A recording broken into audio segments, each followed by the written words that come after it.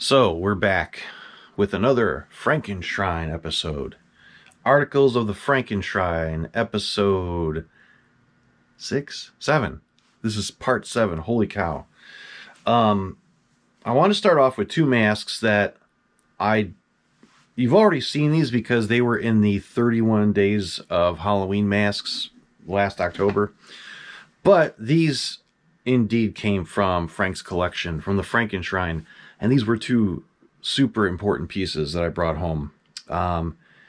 And I could not believe, number one, that he had these. I knew he had one of them, but the search was on for the second one, which is a very important part of these. You'll know that these came from a very well-known set of masks, very sought-after set of masks from one of my favorite films.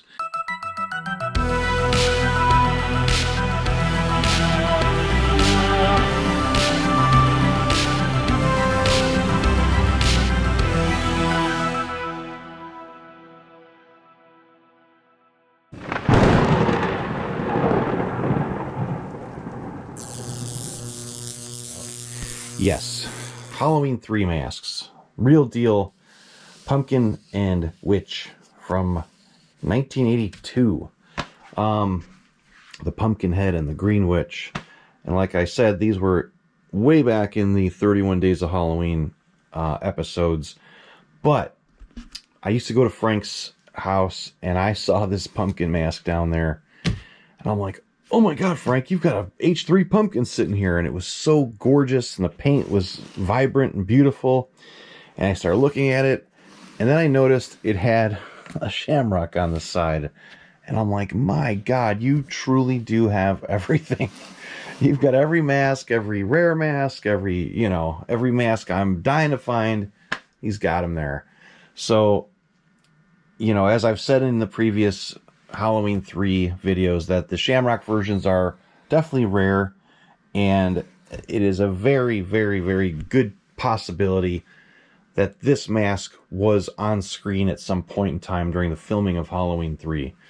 The story goes that when they were making these masks for the movie, they did not have the shamrock on the side, and it was a last-minute decision by the production team, whatever you want to call it, to put a shamrock on the side of this thing. So one was made of clay, stuck to the side. It was remolded with the shamrock, and they were produced for the film. When you look at the movie, you'll notice a bunch of little shamrocks on all of these pumpkins throughout the film. Later on, those molds wore out, the shamrock was dropped, and they continued to produce them through 83 without those shamrocks. So this, you can always, lots of people will say they have a screen-used pumpkin. You really don't know. You don't know unless Tommy Lee Wallace goes, here you go, this was used on the movie in this scene. You're not going to know. But this is a very, very good possibility that this was one of those screen-used pumpkins, or it appeared on screen. It could have been in the background. You'll never know, but it was so cool. So when that pumpkin was at Frank's, I'm like, do you have the witch and the skull? And he goes, he would have to think back. He goes, I've got the witch. He'd say, it's green, right? It's green, bright green. I'm like, yeah, it's bright green. He'd go, I know I've got it. And we never seen it anywhere. He goes, it's got to be packed. It's got to be packed away, And we kind of forgot about the whole conversation. Then I go back months later. I'm visiting him again. And now we're searching through drawers and boxes for this fly claw. He had a 70s fly claw. He goes, I know I've got an extra one. I'm going to give to you. If we find it, it's yours. So, of course, I'm looking through everything possible in this one basement. And I started looking through this stack of boxes that was probably sitting there for decades. I look in one box, nothing. I pick up the second box. I open it up. And there, brand new in the factory bag, is a brand new green witch. I mean, mint condition with 2 shamrock tags on it. It's got one in the front and one in the back. And I was like, holy shit, we found her. I go, you were right. You definitely had one. And he hadn't seen that thing in who knows how many years, And there it was, in that bag, and I said, we gotta set it up. We gotta display them together now, you know. So we unbagged her, I stuffed her, and we displayed them together. I took nice photos of them, and they sat there in his collection with the, you know, side by side. He never had a skull. He never got the white skull or the glow skull, but hell, he had a shamrock pumpkin, which was so cool. And I offered to buy it a few times, and of course he's like, you know, I don't really want to sell it now. Someday you'll get it. And I'm like, well, all right. And I left it alone. I don't bug people to death for their masks like some of these guys do. But I just had to touch on these really quick because these were indeed from the Frankenshrine, and just cool memories of finding that witch in a box in the Don Post plastic bag. It was really, really neat. And she didn't have her, you know, she wasn't a tagged mask. Like, she didn't have her tags attached, but she had 2 shamrock tags on her. And I've got notes somewhere. Let me check. Hold on. I'm going to check my notes really quick, because somebody from Don Post Studios, I believe, sent these to Frank during the filming or shortly after the filming was over. I'm eating snow caps. So no, I checked my notes. I've got all these notes that I jotted down talking to Frank on the phone or walking through his collection at different times. I thought I had it written down who sent these to Frank. Somebody from Don Post Studios sent these to Frank, like during filming or right after filming, around that time period. Probably late 82 or something like that, early 83, I don't know, but somebody, I know the name, but I just can't remember. So anyway, 2 great pieces from the Frankenshrine, amazing artifacts. I've said in the past video that I've only seen maybe 2 or 3 pumpkins that ever had the little shamrock on the side. Always wanted one. I knew Frank had it. It's so cool. And a friend of mine foam filled this one. It came out pretty nice. It didn't come out like a perfect, you know, pumpkin like the other foamed one I've got. They're hit or miss with these pumpkins. They either fill nicely or they fill them all, you know, okay. Like this one's nice. It's got some little lumps in it, but I mean, it looks great. I'm not complaining. It's still really rare and pretty awesome. So very cool addition to the Crimson Ghost mask room here. A real deal Green Witch and pumpkin head from Frank's collection. All right, what else are we going to look at tonight on this episode? Let's see. All right, now I'm going to show you a couple of really special pieces. I had to sit here and think for a minute because I haven't done many videos lately. I've been really busy. Planning on 2 more road trips, one back to the Frankenshrine, but another out to the middle of the good old US of A to buy another Halloween mask collection. I think I mentioned it on the channel before. So I've been up to my neck in masks and research and pricing, and man, this hobby will drive me nuts at times. But if all goes well and right, there's going to be 100 masks coming to this collection from a whole different place. Another collection out there. So that's a whole other story. But now we're going to move on to a couple of pieces that I wasn't sure if I did one of these on the Frankenshrine videos yet or not. There's 2 of them. They're both quite spectacular. One is pretty rare. The other is just big and beautiful. And they're from one of my all-time favorite movies. And this movie that they're from is one of Frank's all-time favorites. He had a whole glass case dedicated to items from this particular movie series. And the incredible creature that was designed by Mr. H.R. GIGER.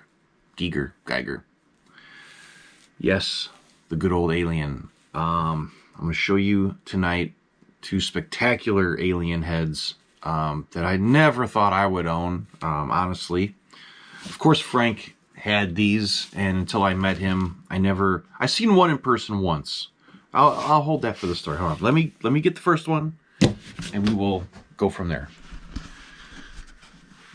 Are you ready for this? Because this is insane. This is such a beautiful piece. It's rare. Holy shit. Look at that. So, this, as a lot of you are going to know and recognize, is the Distortions Unlimited Alien head. The Alien. This particular piece is, to me, one of the best Distortions Unlimited masks of all time. Number one, because it is from Alien. It is the best, probably, if you're going to go into top creature designs of all time, Giger's Alien is at the top of the list. Of course, there's many great things out there, but that is his artwork. I've got books on him. His artwork is second to none when it comes to originality. I can go on and on about him, but this mask is so awesome. Like I was saying, Frank had a glass case in the main mask room of the Frankenshrine. This has its original plastic dome, which is really rare to have its original dome like this.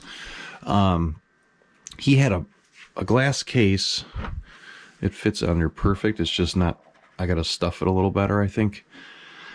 He had this alien head. I remember for the first time walking in there and I saw, let me move that forward a little bit. I saw this alien in the glass case. He had these beautiful model kits, all professionally painted and built, of these aliens, and he had, you know, not toys, but just beautiful models and figures, tall alien figures of the creature. But this, I recognized it instantly. I go, oh my God, you got a Distortions Alien. To my knowledge, I believe this came out in 81 or 82, and they only made 20 to 22 copies, somewhere like that, 20 or 22 of them. But this thing is spectacular. And I don't know how many survived. There's not, you know, they don't, all 22 are not accounted for. That's for sure. I probably know of about, I don't know, 5 or 6 of these. And I'm not a big Distortions historian. I can't tell you, you know, if my information is that correct, but I think there's maybe at least 6 of these known. This thing is gorgeous. It has this removable plastic dome, which I think a lot of people that have these are missing the dome, or the domes are damaged or whatnot. We're going to carefully, I don't want that thing falling off. But look at the neat airbrushing on the top of this alien. This one has a little detail, a little special detail. When Frank was the original owner of this mask. No one else had this before Frank. This went straight to Frank from Ed Edmonds. And Frank requested that Ed put goo dripping from the mouth. Like in the movie, you see that, you know, the saliva coming down from those teeth. And Ed did that. He put the goo on the mouth for Frank. Unfortunately, it yellowed over time. Some people are like, I'll pull it off of there. The teeth are so cool looking, but I'm just leaving it on there for now. You know, it's special. Frank wanted it that way, so we're leaving it for now. But this thing had its original tag with it. It was underneath the stand. I stuck it back on. I found a little hole where it was poked through. The plastic was still on it. I put the tag right back on that sucker. Of course, this was probably never worn unless Frank popped it on his head one day. Here's like a little tag here. Not a tag, but words. Blah, blah, blah. 20th Century Fox, Film Corporation. I can't read the rest of that, but this thing is so damn cool. Distortions guys go nuts trying to get their hands on one of these. And this will never leave this collection until I'm long gone. It's amazing because it is Giger's Alien, and it is just bad to the bone.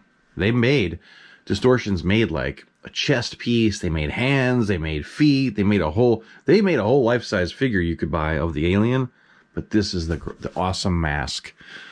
I would love to find the full-size Alien. They made a Queen Alien that was massive, like, I don't know, it was like 12 feet tall or something, some crazy giant Queen Alien, but this is the really highly sought after alien head. Distortions went on to put out other alien heads, maybe like 3 different other ones, but they're not as sought after as this one. This is the one. This is number one. The other ones sell for like pennies on the dollar compared to one of these, you know? So you may have seen that there's a little brown looking one, there's another black one, there's another grayish one. Those are awesome. Like, I think they're cool as hell. I would love to get them all, but they're just not as collectible and desired as this piece is. So this is just bad to the bone. Imagine getting your face ripped off by this dude. So cool. And he's got his original vacuum formed clear dome. Just gorgeous. I'm very tempted to get this thing foam filled. I have him stuffed really well. He's on a really good stand, a strong stand. He actually has a plastic inside that sits on top of your head when you wear it. There's like a plastic piece that kind of keeps it elongated and not flopping, you know. But just a awesome piece of Distortions history right here. And to my knowledge, I guess, I don't know who else was ever allowed to make licensed alien masks besides Distortions Unlimited. That's something I have you know, maybe there's a bunch of them, I don't know, but I don't think anyone else besides them possibly made any. So who knows? But this thing is just so damn cool. All right, while we're on the subject of Alien, let me go get something else. All right, I'm going to kind of hurry with this one because this thing is heavy. It's massive, it's expensive, and it's bad to the bone. It is another Alien. Holy cow. Even bigger than the Distortions Unlimited Alien. This was put out by Sideshow. This is an incredible bust. It's like a resin or fiberglass bust by Sideshow. It is a Alien Warrior, life-size, 1/1 scale. The detail is insane on this one. This is a whole different, this is not a mask. It is not latex. It is hard, like resin or fiberglass. I think it's resin. This thing is wicked though. And this came from the one and only, let me turn him. I'm trying to be so careful because this stand, this is styrofoam, but it's got a wood frame structure. I used to make haunted house props. This thing is like a pedestal I made for this room, but this sucker, put out by Sideshow in limited numbers, is just awesome. This was on a pedestal behind the glass case in Frank's collection. Behind the other Alien stuff sat this beautiful, he may need a little washing maybe. He's just dusty. He's brand new, but just dusty. But I mean, isn't that cool? You could see my hand here. This thing's massive. Massive. And put out by Sideshow. If you guys know who Sideshow is, they make incredibly detailed, real pricey, you know, monsters and whatnot. Star Wars figures and things like that. All beautifully done, hand painted, numbered, you know, pieces like this. And my God, this thing is just so cool. I never thought I'd have one of these. The box, I think the box is still at the Frankenshrine in the attic or something. We need to find the box for this sucker, but I carefully wrapped him in blankets, put him in my wagon, and drove him all the way home. And luckily, he arrived in one piece, and he's in good shape. And I think there's, oh my God. Did I say you can go on there? Uh-oh. What are you doing? That's your sister, man. These are numbered. I think there was 400 made. I could be right. I gotta look at the. There was one on eBay not too long ago. Yes. Okay. So there were. They made 400 of these babies, and I can't remember what number this is. I don't know if it's on the bottom, but the box has like styrofoam in it, and they actually put the number, blah blah blah, out of 400 on the box. So I gotta find that old box at Frank's. But this thing, just so I want to know what number this is, you know. But Frank had, I mean, I've had great collectibles over the years. I've owned a lot of toys and models. Frank had cool shit. So, all right, let's move on to the next thing. All right, moving on to another Distortions Unlimited mask. This one is titled Zombie, and they started making this guy, I think, in the early to mid 80s. He originally was made with yellow eyes. He had yellow eyes, so help me God, yellow eyes. This one, I believe, would be dated around 86 or 87. I was told that's when they started painting them with red eyes. I love the red eyes. The yellow-eyed version is really hard to get, I guess. Pretty scarce. This one is in beautiful condition. He was a little moldy. He had some of the mold on him, like I was telling you guys about. Some of the collection was getting some mold. I spent a couple hours doing a cleanup on him. He came out really nice. And my buddy Justin Mabry was looking at this one, and he said, he goes, I think you got a special copy there. Like it could be a catalog copy, master copy or something. I can't remember exactly what he said, but he said the definition on this one and the detailing was awesome compared to others he saw. So I need to look up some pictures and stuff of others I've seen and kind of compare. The collection I'm buying, actually, there's one of these in it. So I'll be getting a second copy of this if I do end up purchasing all of that stuff, which it looks like, you know, I just have to go out there and do it. So there will be another zombie coming in. I think he does have red eyes again, like this guy. But this is just a cool mask. I remember it, seeing it in old Distortions catalogs back in the day. And I love that whole era, that 83, 85, 87, that whole Distortions Unlimited era of masks are my favorites. Just cool, cool, cool. And this one's in great, great condition.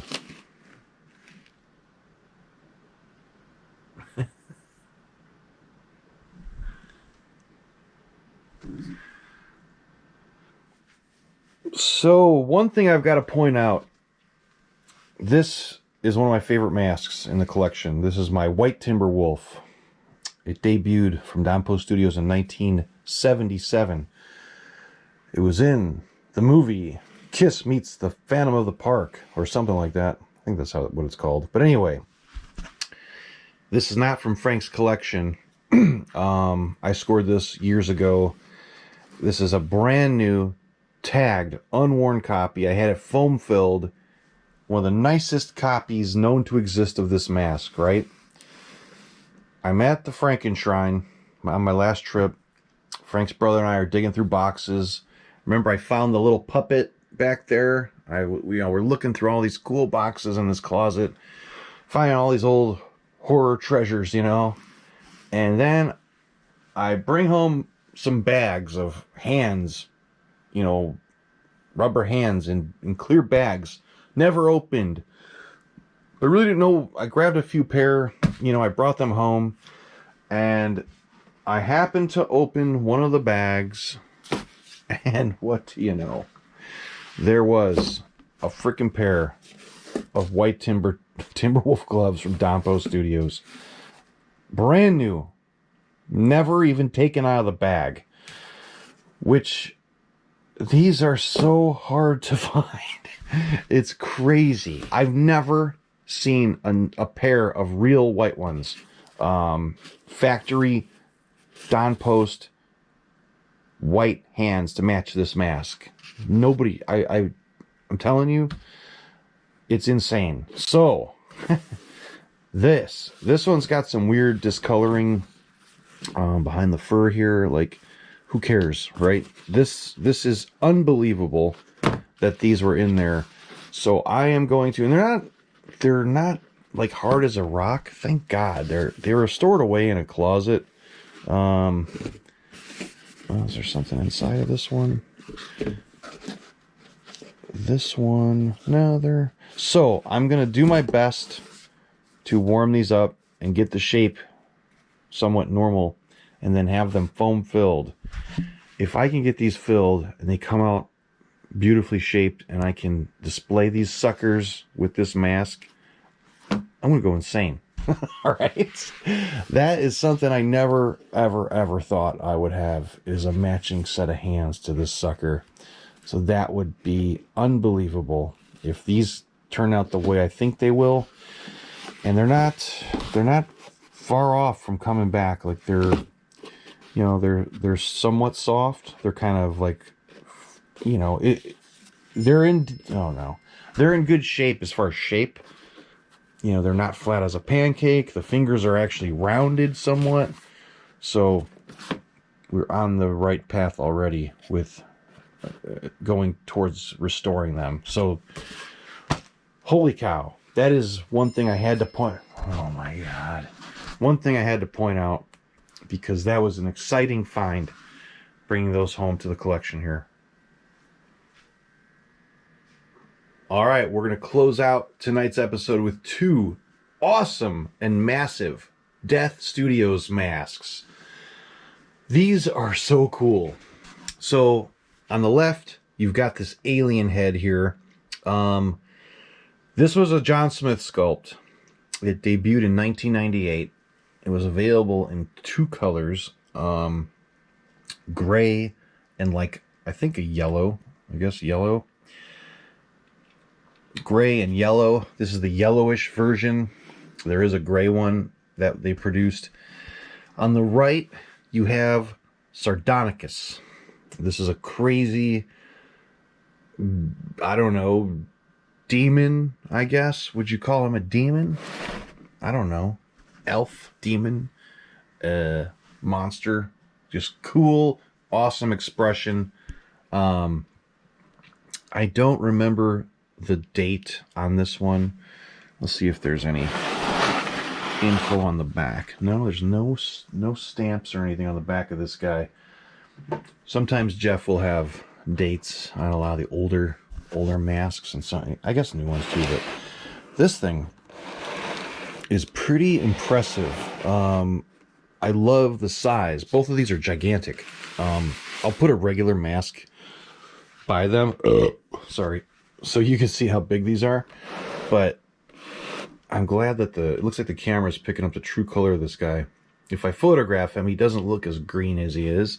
He's got this great, nice green color to him, and really nice paintwork on the mouth here. I don't know if this could be a catalog copy or not. I'm not too sure.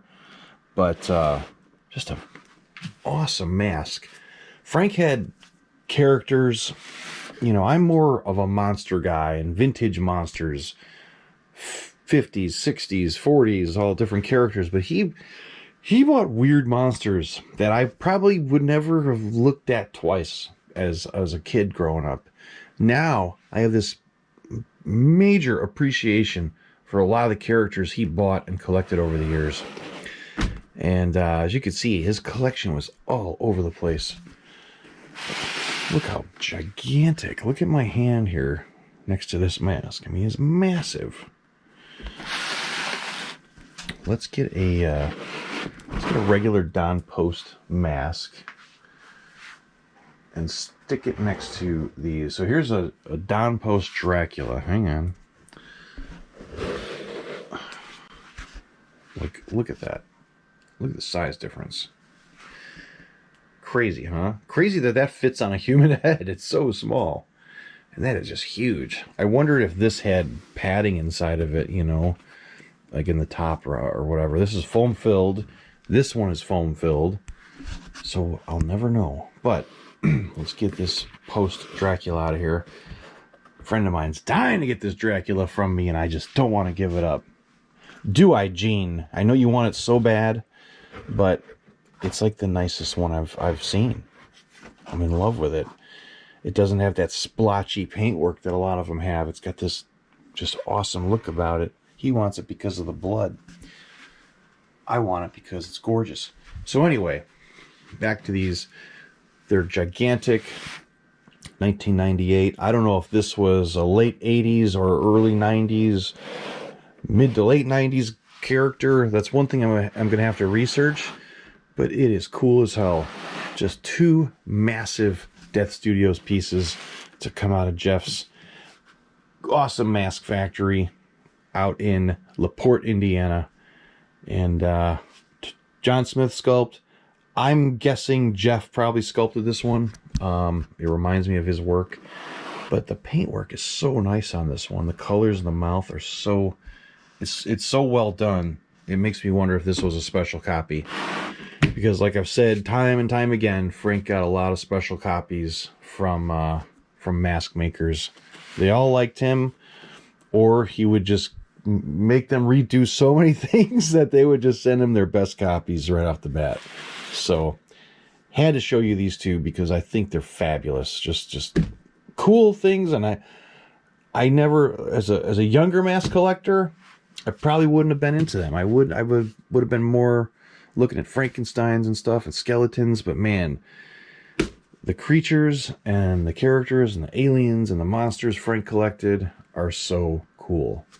I wouldn't mind seeing this guy with crazy hair too. I wonder if Jeff still molds these. I would love to get one with crazy black hair just sticking out everywhere.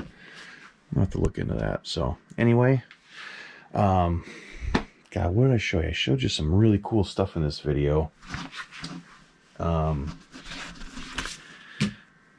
We're getting close. We're getting close to doing the videos on the Halloween Society pieces. It's coming.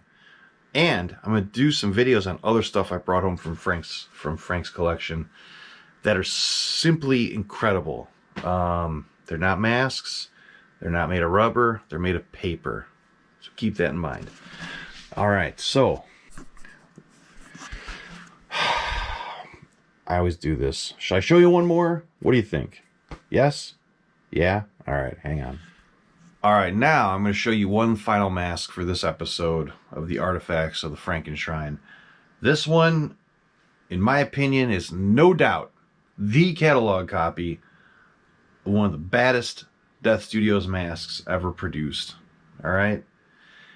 Good old Barlow, the vampire from Salem's Lot. One of my favorite vampires of all time. Favorite movie. Technically not a movie. Technically a made-for-TV deal. But this has always been one of my favorite masks, period. Out of all the mask makers, Jeff's Barlow, just titled Vampire. Wasn't called Barlow. Called it Vampire. John Smith sculpt. Hands down one of my favorite masks of all time.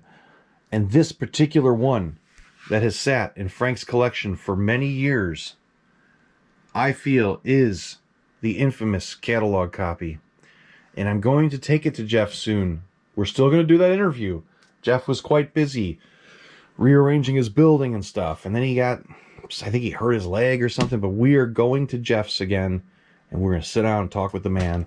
But I am going to show you the catalog copy.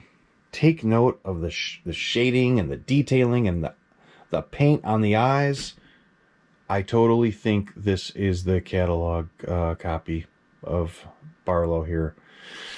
And this is definitely a nice aged piece. You could just tell it's been in Frank's collection for a long time. I can't remember when this mask made its debut. It could have been early 90s. I'm going to have to kind of look that up. Maybe I can find out before I produce the video tonight, and I could put it at the bottom of the screen. But this definitely is a special copy. It's got shading like no other. Like, it's got extra detailing that a lot of the others do not have, and it's just beautiful. And what I really like about it is it's got this patina. It's aged. You know, it's got a slight yellowing. When they're nice and bright blue. Not bright blue, but the paint's nice and clean looking and vibrant. You could tell he's aged, and I love that about this copy. I don't know if it's picking it up on camera too much, but this is one of my favorite masks I've brought home from Frank's right here. This is hands down one of my favorites. So probably one of the best. I absolutely, next to Dracula, next to Bela Lugosi, this is one of the best vampires of all time. Hands down, probably the most scariest looking one of all time. You know, when I seen that movie as a kid, or that scene in the kitchen, oh my god, I love watching that. It's so awesome. But just cool as hell. And this copy definitely stands above a lot of others I've seen. Just super cool, super vintage looking, and killer details. All right, everybody. Again, thank you for watching. Please subscribe. You never know what you're going to see on this channel. Lots of monster stuff. Lots of cool muscle car stuff. Oh my god. Those of you that follow this for the cars, there's a video coming on Joe's Ferrari project, his Ferrari GTO build, that kit car. It's running. Oh my god. It's so close to being complete. The thing looks badass. So I'm going to do a video on that maybe in the next 2 days. Other stuff coming.